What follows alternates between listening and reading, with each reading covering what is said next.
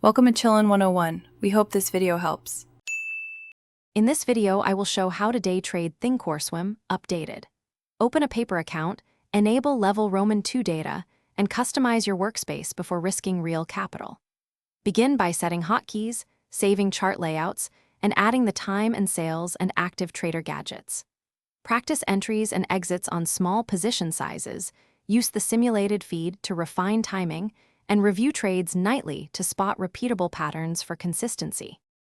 Set up multi-timeframe charts and use volume and VWAP to confirm momentum moves. Draw support and resistance, mark per-market high and low, and save templates for quick reuse. Practice limit and stop strategies and learn how to use OCO orders to manage exits. Use hotkeys for rapid order entry, test bracket orders in paper mode, and track slippage to refine your order timing and size and note session overlaps. Quick recommendation: if you want comfort on long trading sessions, try Darn Tough socks with a lifetime warranty for reliable wear. If you like this video, please subscribe and like so I can keep making helpful content.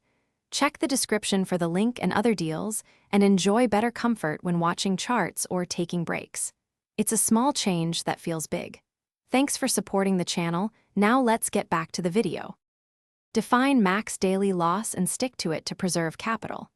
Use position sizing formulas like risking 1% per trade and adjust for volatility. Set stop losses beyond noise, trail winners, and avoid revenge trading after losses.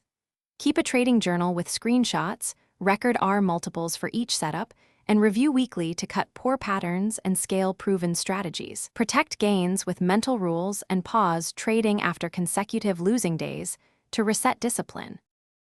Thanks for watching. Consider subscribing if we helped you.